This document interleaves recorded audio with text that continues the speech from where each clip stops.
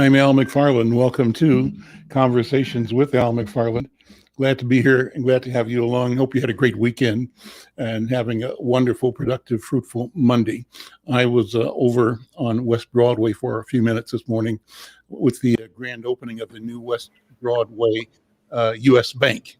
And so glad to see them back online. They are one of the pillar institutions in our North Side community. And actually, the place is just beautiful, really well done, reorganized, friendly, inviting. And I connected with Ravi Singh, who's the branch manager, and a number of local and some of their corporate people from downtown up in the neighborhood. And I expressed my confidence that them rebuilding after the destruction of the uprising following the death of George Floyd, and that's one of the businesses that was targeted. But they're deciding to come back better and stronger was the right decision. That what companies need to do and have to do is show up, be present, and begin to make what I call transformative investments in our community to do business in ways that they haven't done before. So kudos to the people at U.S. Bank and to my friends over at the West Broadway office of U.S. Bank. I want to kick it with Diana and Andrew first. Diana and Andrew, my co-host from Hawthorne Neighborhood Council, kind of the inspiration behind this leadership session that we do every Monday. How are you guys doing? Diana, how are you, first of all? I'm great, Al. How's everybody doing today? Every time I hear this song play, it just opens my mind. So thank you for playing the song on Mondays, because I look forward to hearing this particular song because it just rejuvenates me. But I'm glad you said that. Here's what I've been thinking about. So one of the other shows that I do, one of the guests on it said, he's in Ohio, and he wondered if I could send him a copy of the show without the intro music. I like the music. It's a pleasure and an honor to have work by Gary Hines and Sounds of Blackness opening the show. But his comment was, it takes 2-3 minutes and people's attention spans are so small that they might not stick around while the video is being played or the song is being played. So I'm curious that you said that, interested in getting feedback from other people here, because I think that the intro sets the tone. Yes, it does. For the conversation, and it gives us a point of departure. But I'm trying to also be attentive to the millennial gurus who say you got to grab people with the topic of the day in the first 5 seconds. So what are your thoughts about that? Well, you can maybe shorten the song, but I don't say take the song away, because like I said, the music it sets the tone, and it's the panel. It sets the panel that we have, because I notice everybody be rocking to the music when they come on. That's a good thing to see. Andrew, what do you think?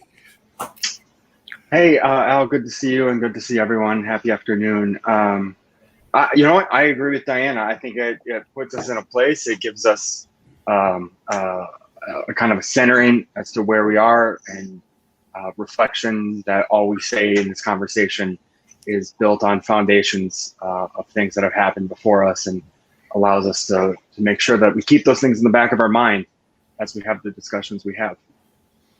Great. Brenda, good to see you again. How was your weekend? Fine, working hard. Good. I'm Al McFarlane. This is our Monday edition of Conversations with Al McFarlane. We call it the leadership session, and our intent is to talk to candidates and incumbents in City Hall between now and the election, and other offices as well.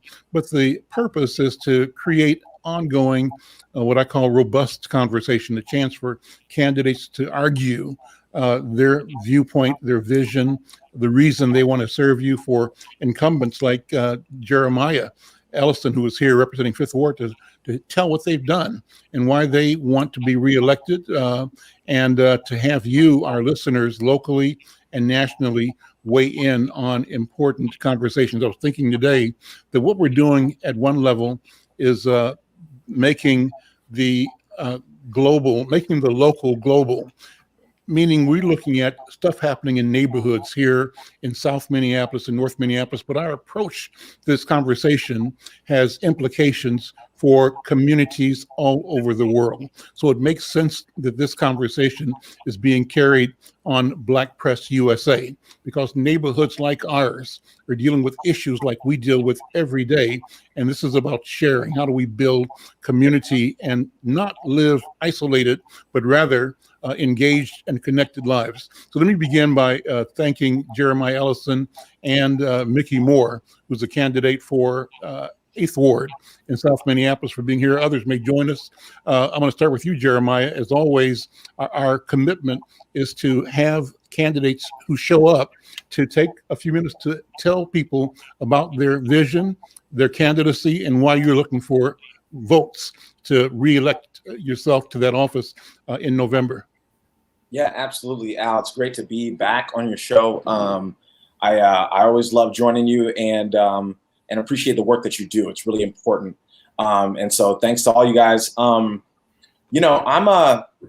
I'm just really excited to be out here having conversations with my neighbors this summer. It's really important that we have elections because, quite frankly, these seats don't belong to any one person. They belong to the people. And if you're not checking in with the people, the people are going to let you know. And so I really appreciate what I've been able to do this summer and what I've been able to do these last couple of years in office.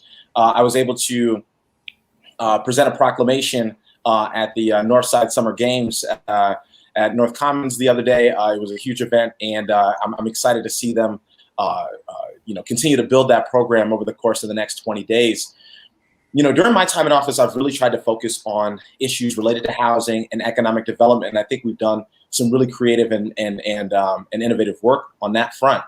We have the Commercial Property Development Fund. I was a critical part of developing and creating that fund. It's a brand new fund, and my goal was to make commercial space attainable and affordable for people on the North Side, for business owners on the North Side. For folks listening, you'll know that a lot of our commercial space is owned by, either wealthy individuals that don't live in our community, or sometimes not even individuals, just, faceless entities that investment entities that just own up properties all over the country. And I wanted to put us in a position to be able to own our own community, not only the housing, but also the commercial space. And so, recently I've seen folks that we all know. Kenya McKnight was able to get an allocation from the Commercial Property Development Fund. And when I think about the time that I spent creating that fund, these are the types of people that I had in mind. No specific names, but these are the types of folks in our community who I've seen doing great work, who I knew could really benefit from a fund like this. Folks like Jamil Ford and Calvin Littlejohn and others are being able to utilize this fund in order to own buildings on the corridor here. On the housing front, making sure that we have the type of housing that Northsiders can afford, both on the rental side, but also on the home ownership side. And there have been some times where I've been celebrated by community members for the type of housing that I'm pursuing. And there have been times, Diana can tell you where, we've tried to put some affordable housing on the river, and we've had folks who don't want to see affordable housing on the river. And it's not to disparage any of our neighbors who we might disagree with, but it's just to say that we've got to have housing amenities for all people, and we can't have certain portions of our community, the river being one of them, relegated only to the wealthy, right? We've got to have affordable housing amenities there, and so I've had to fight hard for that, even when it's unpopular. And of course, we are still very much so living in the wake of the COVID-19 virus and the recovery that's going to have to come alongside with that. And we're very much so living in the wake of the murder of George Floyd and all of the conversation around safety that has coincided with that. And so I'm working hard to make sure that we are having that we're keeping our community safe in this challenging time, in 2 summers where it's been really challenging to keep our community safe. So I'm working on that, working on making sure that I expand public safety so that it's not only that we're asking police to carry every burden, but that we are creating other forms of emergency response that can get to community members and keep people safe and keep people alive. And so I'll end it there because I could keep going on and on, but I know that other folks other folks want to hop on and jump in. But I'm just excited to be on the show, and I might have to dip out a little early, but I always want to try to stop in and have a conversation with you guys. Appreciate it. I wanted to ask you a couple of things. One, what's the big development on Olson Highway across from Harvest Prep, up the street from Summit Academy on that side of the street? And I just left, as I said, West Broadway U.S. Bank. They opened, grand opening today. Very nice, very well done, very necessary. But I drove up Broadway Avenue, and on the right or the north side of the street, there's like 6 blocks, it seems like, or 3 or 4 blocks of development, and it appears to be housing. Give us an idea of what that is.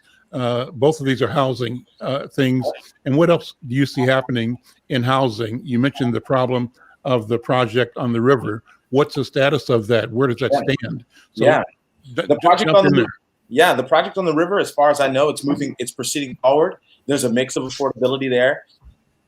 Everything from 30% AMI all the way to 80% AMI, right, is going to be existing right there on the river. And so we're going to have folks having access to the river. Is that on the Broadway Pizza site? That's going to be on the Broadway Pizza site. As of right now, Broadway Pizza is still there. Last I drove by, it was still open even. And so, these things are, so these projects do take some time, but on the back end, right, on the planning side, the project is very much so still in motion, and that affordability is going to be there. On West Broadway, there's phase 2 of Broadway Curve. That project has taken a long time to come to fruition. It started several years before I even got into office. That project was in the works, and there were some real challenges, I think, to get that project done. And I know that a number of community members really frustrated with the fact that and really doubting whether that developer was going to be able to make that project happen. It's happening now. So what is the project? I mean, here's both an opportunity, but also a problem. And that is that I own the newspaper, but I don't have any idea about that project. Point is, from my point of view, nobody's reached out to let our community know. So growing up, or it's like one day you're driving down West Broadway, the next day you see cranes everywhere or the street torn up, but nobody took the time to tell you that this is going to be going up so that you can both be prepared or support or oppose. Sure. So, well, I think that's just a result of how long the project's taken. I mean, maybe 8 years. I think that project's been in the works. And in 8 years, nobody's reached out to Insight News to say, here's the update. Here's what the issues are. Here's what the problems are. Here's what the opportunities are. So I'm saying that as a general criticism for leadership, and hopefully, you and others will hear this. Yeah. Wow. Well, I'm a little surprised to hear that, because I feel like it's one of those projects that I've heard the most about in the last couple of years. People have had a lot of questions and a lot of concerns about phase 2 of Broadway Curve. You'll know that the first phase was done, well before I was in office, and the second phase was started well before I was in office, and so I've heard a lot about it. It's a housing project. I think it'll be some rental, and my understanding is that as you get more to the west side of that project, there will be some townhomes that'll be for ownership as well. And so that's the project, and I'm happy, Al, to talk to you more about that project. But I'd say sometimes the way that I receive information, it can seem like a lot more than maybe it is to the community. So sorry if I had a disproportionate sense of how much people were engaged with that project, but it certainly has seemed like folks have been engaged, have known a lot about it. But I see Diana has a comment. I just, in fairness to you, Jeremiah, the project was started a while ago. Mm-hmm.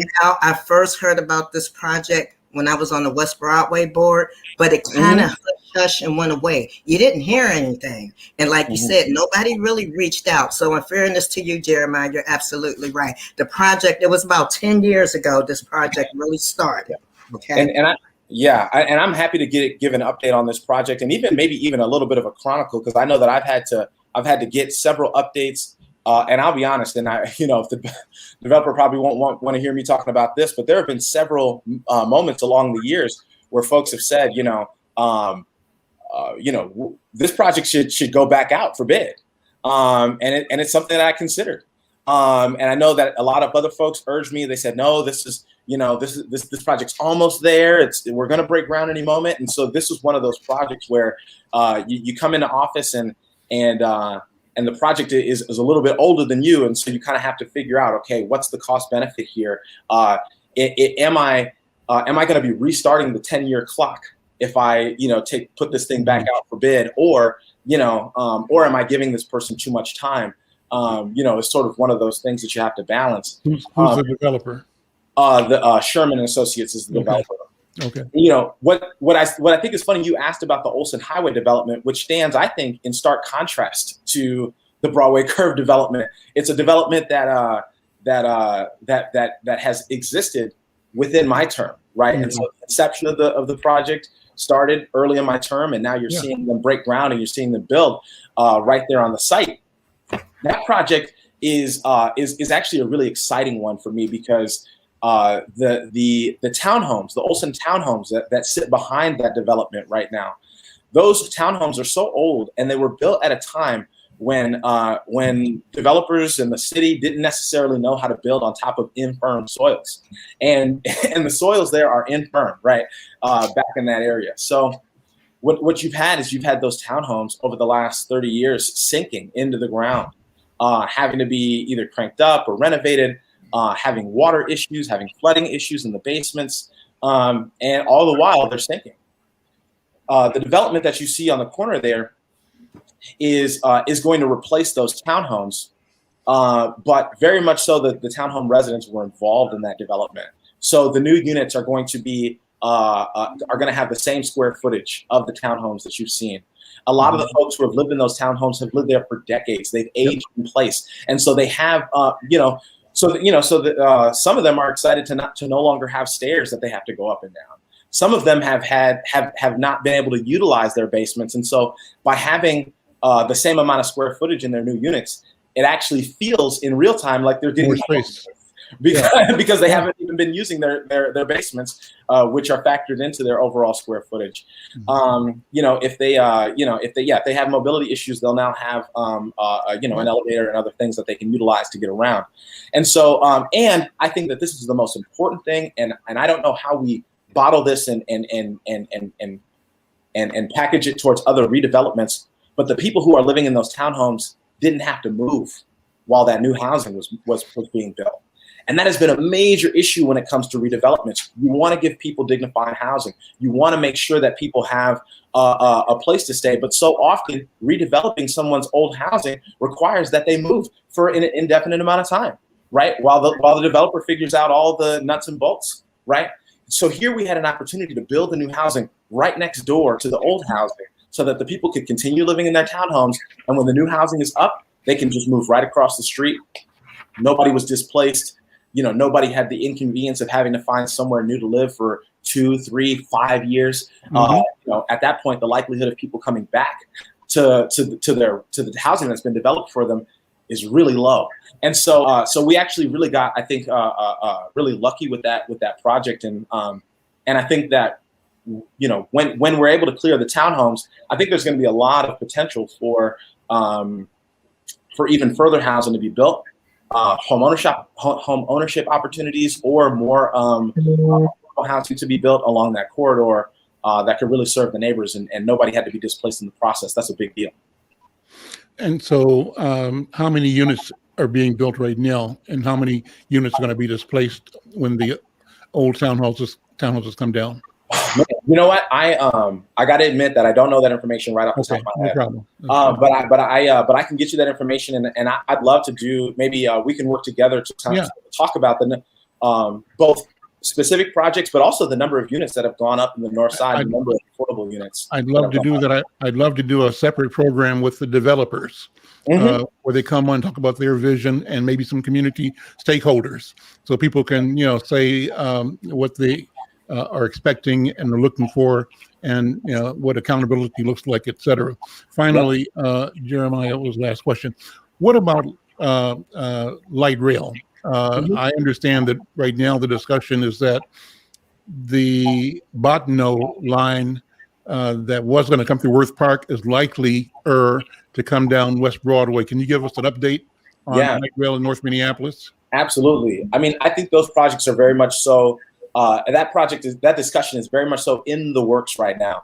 And I think that anybody with an opinion should be reaching out to my office, reaching out to the Met Council, reaching out to the county to talk about what you want to see with the light rail project.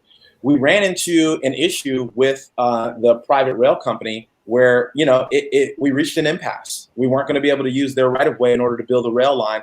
And so that meant that and their right of way came through Worth Park, right? Is that the yes, one that? Yeah. It, like right outside, like once you get down Olson, it was going to turn up and go down the BNSF line, and that was going to sit right on the border of Golden Valley in Minneapolis. Mm-hmm.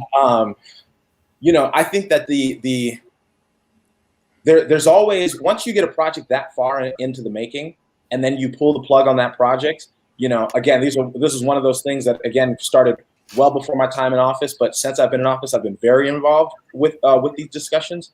The truth is that, places like neighborhoods like Harrison kind of got the worst of both worlds, right? They got all the displacement and gentrification of anticipated transit-oriented development, right? But then they didn't actually get the transit line, right? And so that's a real tragedy. I think that the county, that the city, and we're going to have to rectify. We're going to have to create some remedy for neighborhoods that didn't get the transit and got all the gentrification and none of the transit. That being said, we and also for Harrison to get it meant coming down Olson or coming down Glenwood. Olson, just right. It's so so that close. will be So, okay. It's so close. Right. To that line. I think that so that's some of the downside, and we cannot allow ourselves to forget about the neighborhoods that didn't get the immediate transit. I also think that one thing that I think was actually kind of inappropriate whenever it was proposed was that safety along Olson Highway was sort of promised along with the light rail. And so, we've got some real safety issues on that road. Are we now saying, oops, you're not getting a light rail, you're not getting safety? Also, safety never should have been a condition of the light rail. Safety should have been its own priority along Olson without the light rail. And so Olson is dangerous for pedestrians. Olson is dangerous for pedestrians. And so that's something that we have to fix, on several levels. That's an issue that we have to address and that we have to fix. And safety on Olson should have never been conditioned on light rail construction. That being said, the light rail may now, we may have an opportunity to see it be more of an asset to the north side as opposed to kind of going around North Minneapolis, right? There's a proposal for it to go down Lowry. There's a proposal for it to go down West Broadway. I think that there's maybe an assumption that it's more appropriate to put it down West Broadway, but I think that you talk to folks like Philippe Cunningham and you talk to other members of the community, I think they've got some compelling reasons for why it should go down Lowry. I'm at a phase right now where I'm trying to be as open as I can.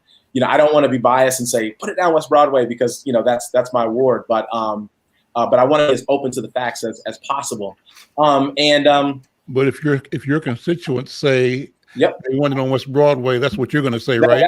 That is absolutely what I'm going to say. I think what I've heard so far is that folks are excited, but they've got concerns. That's what I've heard so far, is that folks are excited, but they're worried about displacement. Folks are excited, but they're worried about, transit-oriented development. They're worried about the construction. Businesses worried about the years and years of construction. And so I haven't yet heard a mandate from my constituents that they want me to fight to put it down West Broadway. But I also have not heard a mandate to avoid West Broadway either. So right now, for me, for my purposes, I very much so and consider this debate active, and I want to see the best possible outcome for the north side. And in my mind's eye, I'm hearing or seeing, if West Broadway is chosen, a line that comes down to Lindale and then veers south on Lindale down to the stadium, which is the end point, or something like that, or what, or is it cross Lindale? Yeah, warehouse district. Yeah, I think it would be good next week maybe for me to send a couple of the proposed maps ahead of time, and you could blow them up on your screen here. Yep. Because there's a few. I think there's there's at least like 3 or 4 different ways to get from the Twin Stadium to North Minneapolis that are being proposed, and I think that they all have some validity. I think they've all got, none of them are perfect. I think none of them are the most perfect solution. But they've all got some valid reason. Whether it's Lindale, whether it's Washington, I think that we've got a real opportunity to we've got some options in terms of getting the train from downtown to the north side. Okay, great. Thanks. Hang out as long as you can. And I don't want to deprive the other candidates an opportunity to respond, but it's good to spend more time with you. We've missed you a couple of times, and thanks for being here. Doing this every week. Come by every week because I'm asking everybody running against you to show up too. Absolutely, absolutely. My goal is to get as much conversation as I can so that people feel connected to the pros and the cons and to the opportunity and the challenges at every level. Absolutely. I was going to say congressman. No, council member. Thank you so much. Absolutely. Did somebody? Was there one more question? I do gotta go, but I see somebody put something in the chat. I just want to make sure I didn't leave anybody hanging. Well, Andrew, go ahead and ask the question, Andrew. Yeah, and I understand this might be longer than time you have, but you mentioned making sure that our small businesses, especially on the north side, are continuing to prosper, or that they just have opportunities. Especially as we see rents go up. Last year, 2019, I think it was passed. San Francisco passed a new ordinance where landlords are taxed an increasing amount of money based on their square footage as their building remains vacant. The idea being that they don't want to, I think it starts at $250 a square foot, and after 2 years, it's $1,000 a square foot. Mm-hmm. And the idea being, while they're waiting for Starbucks, since they're not willing to rent it out, we'll force them to rent out at a lower cost to maybe someone local who couldn't afford those astronomical rents we see now in commercial spaces. Has the city council considered doing something like that? Or is that something that, just because we're starting to see this crisis, it used to be just uptown, but now throughout the entire city, of vacant storefronts and landlords that are willing to just sit on them until they get their asking price. Yeah, absolutely. This is a conversation that I'd say has not reached a fever pitch on the council. I was introduced to this concept my first year in office. I love this concept. I think it's really important. Obviously it would support incentivizing filling a lot of the vacant spaces in North Minneapolis. But I feel like the folks that could benefit the most from this are folks downtown, with the vacant spaces that they have. And so I know that I've talked to folks. I hope he doesn't feel put on the spot, but I've talked to Steve Fletcher and other folks about this concept. And again, it hasn't quite reached the level of traction to where, there's a proposal on the table. Again, so many council members, so many policies that need to get passed. We're looking at things like tenant opportunity to purchase that take a lot of time to dive into the details and get done. So it hasn't reached the level of priority where there's something, where there's a draft that we can respond to. But it's a discussion that's happening at City Hall for sure. And I think it's a needed discussion, and I think it could help put some pressure on these businesses, especially with these transit-oriented development or TOD conversations. Folks start seeing TOD opportunities, and they really want to sit on their property and get $1 million for some worthless parcel. I think that a policy like this could maybe dissuade people from doing something like that. Thank you. I think that's part of the huge disconnect between this council and the needs of our city. Is that a proposal like this, which is so exciting and could bring relief to the people of Minneapolis, the council is sitting on. And I kind of feel that's because there's not a lot of experience there in the council when it comes to small business or entrepreneurship opportunities. I mean, there are no real entrepreneurs on the council. Additionally, it's not something that directly affects their well-being or economic well-being or day-to-day life. Similar, that question could be applied to all the vacant units in many of the market rate new developments that are going up around town that are sitting empty as well. We know that in Loring Park, a lot of the local corporations own a plethora of these units and they're just sitting on them. Or it's out of town investors. And so our council is not defending, the common working class family or young person who even maybe has a corporate job that's looking to get into the market in a home ownership or veer off into their own entrepreneurial endeavors in this city. And that's a real problem, I think, for us. Can I respond to that just real quick? Go ahead, sure. Yeah, I would say there's a lot of really important policies, right, that didn't get passed until this council was in office, right? Advanced notice. Would you like me to respond? You keep interrupting me, I don't know what's going on. Okay, so like advanced notice of sale was a policy that took 7 years to draft, right? Tenant opportunity to purchase would increase home ownership, and it's still very much so a complicated policy that several council members are working on. Rent control, whether you agree with it or disagree with it, it's a policy that people support, and that I'm currently working on. I'm actually author on TOPA and rent control. We're working on changing how we do, how we keep people safe in our city. People have been having this discussion for a long time. I guess the question is, which of these policies, understanding also tenant opportunity, not tenant opportunity purchase, the commercial property development fund, which is working in allowing Northside businesses to buy Northside commercial properties, right? Which one of these priorities should people set down in order to pick something up? It's not a matter of, whether the policy is worthwhile, but quite frankly, it's a matter of capacity and which policies are getting pursued. I agree with you, Jeremiah, and I agree with you more often than not, and I'm excited to work with you on some of these things. But I ask you, don't give cover to Goodman where Goodman has failed. A lot of times I understand that my criticisms of the city can be felt by people broadly. You said it yourself, this could be beneficial to downtown. I'm here saying, thank you for raising that flag. I'm telling you this. This is principal to my candidacy challenging Councilmember Goodman. She has destroyed local small business in the downtown zone. She has prohibited affordable, deeply and truly affordable housing where it needs to be. She has stood against, so did Council Member President Bender, stood against in 2017 any type of rent control. I and Ginger Jansen were the only ones to kind of champion that. And I still do, but much more nuanced than some of the groups are talking about now. So I just want to be very clear with you, brother, that I'm not here challenging you. I'm challenging the system as it's being maintained by Council Member Goodman. I hear you loud and clear, brother.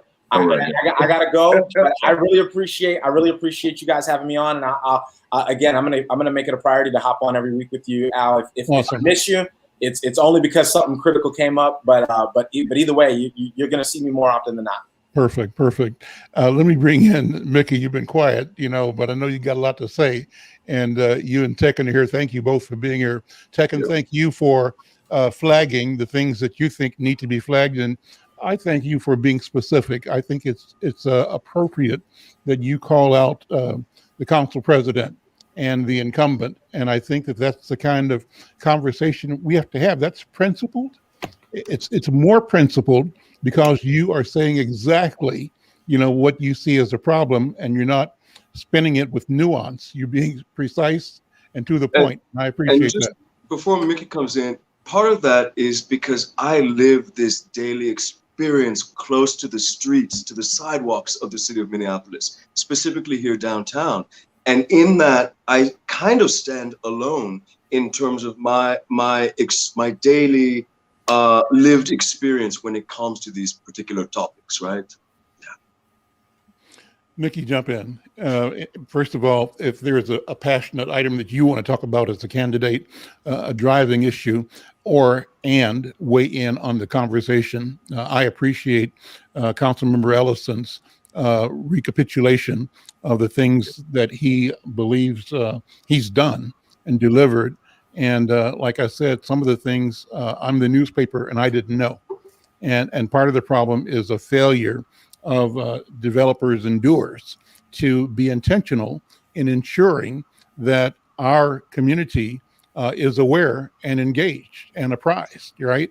And so that reflects this perennial sense of invisibility and marginalization when policymakers and business owners don't think they have to say something to us or figure that they talk to us and we got it in the drift, the trickle down, but it's not true. So go ahead, Mickey.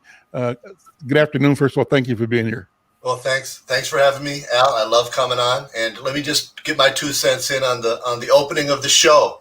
The music is fantastic. I'm a Gary Hines fan from the early days, so Sounds of Blackness, I can't get enough of it, but I'm biased. All right. Well, let me tell you, I don't want to detract too far from the conversation that we've already gotten deeply into. So let me say a few things about business development. As somebody that's owned businesses in this city for the last 30 years, I could have used that commercial property development that Councilmember Ellison was touting back in 1997 when I tried to start the braid factory on Broadway and DuPont and spent 3 years fighting against difficult public safety issues and chronically absent landlords and an entire street front that was just in complete distress and nobody wanted to fix it up.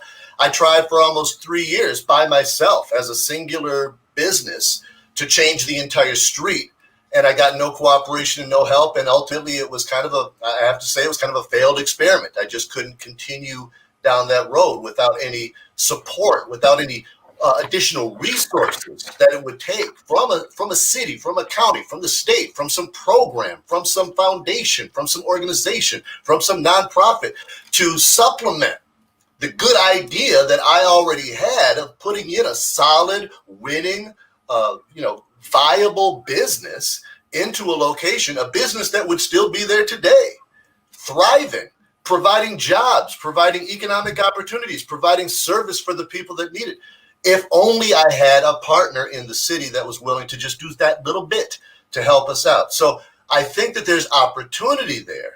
But I think what Tekken was kind of diving into is that our city council has too often missed opportunities to properly message what they're trying to do. They take so long to get around to getting things accomplished. The programs that Councilmember Ellison was talking about, like he said, had started 8 years ago, 10 years ago. That Upper Harbor project started in 2014, and we still haven't decided what we're going to do with it. We need a council that is more effective, more efficient, has experienced leadership, has experienced professionals that understand the issues upon which they are trying to create policy and trying to implement these programs. We need people that actually know what they're doing and care more about collaboratively working to accomplish our shared goals than they care about their own personal political agenda, or that they care about their own little tribalistic small section of the city. One of our big problems, and we don't talk about this, Al, and we'll need a whole nother show to talk about this, is Minneapolis is a small city. We are 43rd in the nation in population, and yet we have 13 city council wards. Our wards are so small that a city council member could effectively argue for their own particular constituency and not have to even worry about what's going on 2 or 3 blocks away. Except and that allows them in to really create separation and distinctive viewpoints that don't lead to collaborative, common sense compromises, that lead more often to these polarizing positions that cause us to spin and spin with these issues and policies instead of just accepting our fate and moving forward to create something positive out of our situation. I would say, Mickey, you're absolutely correct, except for Ward 7. Elliott and Loring, once you cross over Hennepin, I was just over there the other day talking to it's just a completely different reality. And for Ward 7 and downtown, that might be an issue. But other than that, I'm with you. Well, one of the things we were talking about with Councilmember Ellison was development. And our city is in a very strange position right now. We all know that for years, for generations really, our council has prioritized gigantic development, whether it's what did he call it? Transit-oriented development, giant rentals, giant apartment buildings, giant commercial buildings, to the detriment of many of our other options and opportunities. Well, right now, what people aren't talking about, and what almost nobody is talking about, ahead of the 2040 plan, there was a rush by developers to get their project bids and applications and their permits in, so that they were grandfathered into this their choices before the 2040 plan. What we're seeing right now are those developments in practice and in development. But there is a huge gaping hole of no new permits, no new development, and developers are not interested in coming into Minneapolis right now for two reasons: the 2040 plan and the disincentivizing policies that we've got, and guidelines and regulations, and also the public safety issue. So if we do not solve our public safety issue and get back on track with the kind of policies and incentives that matter to developers, we are going to go years. It's going to be a chasm of time and space and opportunity without any meaningful development in our city at all. That includes downtown, that includes uptown, north and south. So I have a lot of developers. Let me direct the traffic, Tekken, and let me call you, because when you both are talking, can't hear either one of you. So let me be the traffic cop between all the conversations. Mickey, as you were speaking, I was thinking about how the city did pioneer, maybe not pioneer, but was effective and aggressive in using tax increment financing to do major, developments throughout the city, downtown in particular. Our whole landscape of downtown changed because of tax increment financing. Major projects like the Lake and Nicollet closing, right? And other developments around town where incentives were there for big business to make big changes, and often, as you say, and as Tekken said, at the expense of and at the demise of small entrepreneurs, small businesses, et cetera. And so the question you raise is why then haven't the principles of leveraging the power of the city or of the county to deliver opportunity for small businesses, why hasn't that happened? Why has there been resistance to that? And it's good that maybe the project that Jeremiah mentioned is helping put Black businesses into position to acquire real estate and open businesses, but that should have been going on a long time ago. Yeah, absolutely. And it's the only way things are going to change. As long as minority interests are held down and suppressed to the degree that they are in Minneapolis. If you look at other cities, Dallas, Fort Worth, Atlanta, Georgia, Washington, D.C., California, where minority interests are welcomed, and you can have big time minority owners of huge conglomerations and businesses and properties. It's a totally different story. It's a very welcoming environment and a very safe and equitable environment for minorities to get involved at that same exact level. But in Minnesota, it's a totally different story. It's almost like going back 60 or 70 years into our past history and looking at almost like a redlining issue, where it's very, very difficult to get access, to get financing, to get approval. The hurdles and the obstacles that minority owners have to go through just to get the same kind of opportunities is just unfair, and it's having the domino effect that you're talking about. Al, I mean, I've only had about 5 or 6 businesses in the Twin Cities, but 2 of them have been moved from eminent domain. Okay, what's the reason for that? Because the opportunities for minority businesses are always restricted to particular areas where there's always this chance, this higher than average chance of something detrimental happening. Your property could be bought out from underneath you. Gentrification, redistricting, revitalization, business changes on a grand scale can move you out at any time. And that's a very difficult thing for a business to be able to overcome, especially a minority-oriented business or a minority-owned business. And we need to be more protective in targeting our minority interests because they have a kind of separate value that's not always measurable. They have a special kind of quantity and quality of value that we can't always just put a number on. The type of jobs that are produced and created by minority business ownership are not the same as what you're going to get at a Target or a Walmart or Macy's or Sears.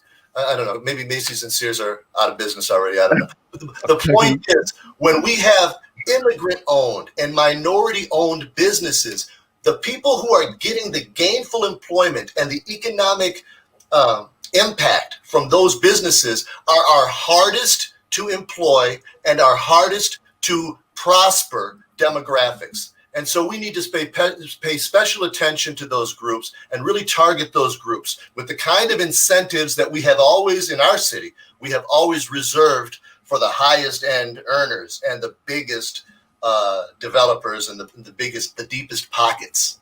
Tech can jump in. Go ahead. I enjoy having these Monday afternoons with Mickey because he says so much that I actually agree with because we both have been small business owners. And it's really important that I not allow my glorious history in this town to be washed away. I owned my own small business for 22 years. I have many of the same experiences, lost my space for many of the same things. I could tell you tons of stories. So much good things he says, but then he undoes it all by doubling down on kind of a trickle-down, developer-centered economics that has completely failed us for the last 24 years. And so that makes me not know if I can trust. Everything he says cannot be achieved by doing what he says we need to do, which is, create a city ever more available to developers, to their needs and their bottom line.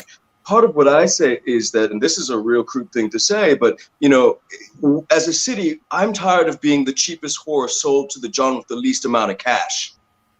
And I have to say it, because that's what's been going on in this town since the North Side was destroyed in mid-century last. I was talking with Mr. McQuitter, who, you may know, Mr. Howard McQuitter. Mm-hmm. And this morning we were talking about, it's almost like the city's returned to 1952 in terms of the exclusionary kind of energy that's pervading this city at this time. And so, again, I am in accordance with so much of what Mickey is saying, just like I was with Councilmember Ellison, except that they stop short of making that bona fide commitment to community.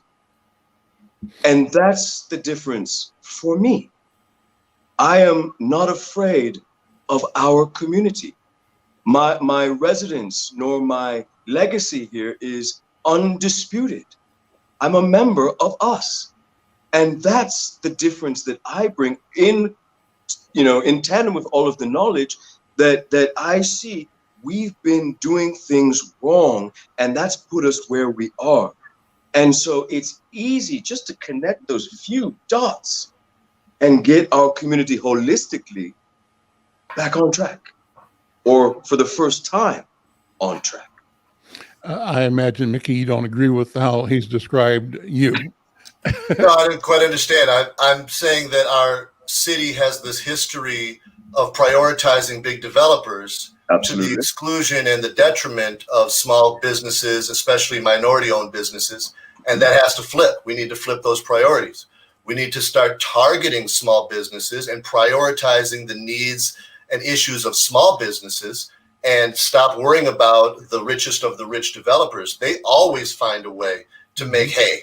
They never have a problem cashing in. And if they don't cash in Minneapolis, they'll cash in Fridley, Coon Rapids, Brooklyn Park, Maple Grove, Savage, Chaska, Eden Prairie, some other place. We don't have to always constantly have 100% of our worry focused on the biggest developers. They're not going anywhere. They're not going to starve. Meanwhile, our own community sometimes and often does starve and is forced out and is forced into distressed positions where they appear to fail when it's really, like I explained about the Braid Factory on Broadway. we lasted there just 3 years. I consider that failure. Some people might consider that a success, on West Broadway. But it wasn't because we weren't successful. It wasn't because we didn't have customers. The Braid Factory had a ton of customers on West Broadway. Why we weren't able to maintain our location there had everything to do with the cooperation from the city, the issue of public safety, our ability to get more businesses to move into that location and not have nothing but vacant storefronts, bullet holes in the window, et cetera, et cetera. So we need people within our city council that have the practical experience of having owned businesses for decades, that know about all of the problems that small businesses, specifically minority and immigrant owned and oriented businesses, have to face in order to develop the kind of programs, policies, and targeted resources that people need in order to prosper. Our city, Minneapolis, has an awesome kind of base of support. You can open anything here, literally a garden, a coffee shop, pizza shop, any kind of business can be successful here. It doesn't matter where it's from. We probably have a business from almost every country in the world located here: Estonia, Kazakhstan, Bolivia. Everybody's got a business here of some kind. This is a global city, and it's very, very supportive. All we need are the underlying kind of conditions that allow everybody to prosper to their level, and that's achievable. Our city council has proven that they're willing to get involved in business. They're willing to get involved in business policy. It's just Mickey, wrong priorities. Mickey, I think you're partly right in that there is this attitude that encourages people from anywhere in the world, any culture, to do business. But my experience is that same invitation is not open to Black people who are from here. And there has been a consistent resistance to, I think you were saying this, Ticken, giving our people the same, or maybe you said it, Mickey, the same opportunities that any other business gets. Yep. And I think we have to keep acknowledging that and point out where that rupture, where that blockage is, and expose it and dismantle it. But even still, Mickey, I'm still kind of a little cautious, but that last that you just said gets me excited. I want to be honest with you. I mean, that gets me excited because, again, that's the kind of energy and vision that has been missing from this city council as it relates to local small business incubation and continuance. Success. Yeah, and the messaging and the mentorship. And absolutely. We have to bring in the right messaging so that the city understands where we're coming from and what we're trying to accomplish. And then we have to partner that up with real-time, tangible mentors and programs of mentorship where people can say, okay, I have an idea. What's the next step? Well, here, let me take you under my wing and show you how to do it. And Al, I can envision you as being a big part of that program because of your tremendous history in this city. So, yeah, I think that there's the potential there to change it if we recognize and acknowledge it, and then we apply those abilities and opportunities that exist to make it better. And if we're not receiving more nonprofit dollars but support, it's time to wean off of that nonprofit system. Honest to God. Let me ask you both to think about people you'd love to have on the program with you, whose stories or businesses or community organizations or interest, exemplify the points you want to make. And I'd love to have you bring on a friend, a neighbor, person, an acquaintance, a business owner that can tell. You can find the link on our website. That will be from 11 until noon. Sometimes we go a little longer. We will be talking about our Somali community and really focusing in on drug use and trauma within that community. That's one that we haven't touched on a whole lot recently, and so we're excited to do that. We have our backpack giveaway. We're still raising, or we're looking for donations of backpacks or in particular school supplies. This is something that we'd love to do in the fall where we give away backpacks and school supplies to youth who might not otherwise receive those. And then Diana, is there anything else I missed? We have the huddle coming up. No, we're not doing the huddle this month, or are we in August? No, the huddle will be in August. We will have a huddle in August, and the focus will be on the kids, and they're getting ready to go back to school. So what do we need to help them? And there's other programs out there for the kids to graduate on time. So that's going to be exciting. And then the last thing Andrew is talking about is going to be our winter warmth, where we collect the books, and we're going to do that early again this year, because we know some kids are going to be going back into the school. So we feel that some kids are going to need coats before they actually do go back into the school, because we know that they don't have any. So that we kind of got our schedule full till the end of the year. I also want to highlight on our. Oh, sorry. We have some other activities going on with He-Man that we're involved in. We have a brochure that's coming out that's talking about opiates around opiates and pregnancy. And we're doing that with He-Man in the Minnesota Department of Health. And the last piece before I get back to you, Andrews, is we have a new app out around the opiates. It's a survey, and you can find that on the UAM website. Go ahead, Andrew. I also just wanted to highlight, as we all know, the tenant evictions moratorium is coming to an end. And the process here in Minnesota for how that works is quite convoluted. It's not just a flip of a light switch. It's going to be pretty long, drawn out, and there are different qualifiers for when or how you could be evicted from your home. We have links to information on that on our website. The county does have some good explainers, but we ourselves are also going to try and put together better mapping for how this works. It's essentially a lot of if-then statements as to whether or not you can be evicted, but ultimately we just want to look out for our residents. I want to say to Mickey and Tegan how happy I am that you guys have chosen to use this platform to talk about your ideas and your candidacies, and let you know how welcome you are and how grateful I am. And I think the community is that, number one, you've decided to step up. Number two, that you've decided to show up and you're able to talk and you speak with clarity and with conviction. That's important. It would be cool if, I'm just saying this as an editor, wanting to be both aware and connected and supportive. If you run across articles that you read that you think highlight an issue, send me an email. Just send me a copy. And if you want to bring things up, I'm open for that. This is a collaborative venture, and your presence here is just really, really appreciated. Good luck, and my job is to make sure that you have every opportunity to have the best campaign, and I hope everybody wins. Okay. Thanks so much, Al. That means a lot to me. All right, guys. We'll see you next time. I'm Al McFarlane. Tomorrow on my program, I've got people from the Upper Harbor. I did a program, I think, Wednesday of last week, but I'm doing another in-depth look at the Upper Harbor terminal development tomorrow at 1:00 for the KFAI live broadcast. So join me tomorrow. I'm Al McFarlane. We'll see you next time. Take care. Bye-bye.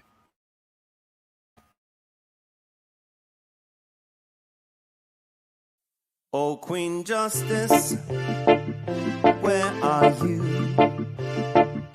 Did they beat you up or no? Lock you on the ground, take the crown away from you? Oh, Lady Liberty, red, white, and blue. Did they take your dignity with your bigotry?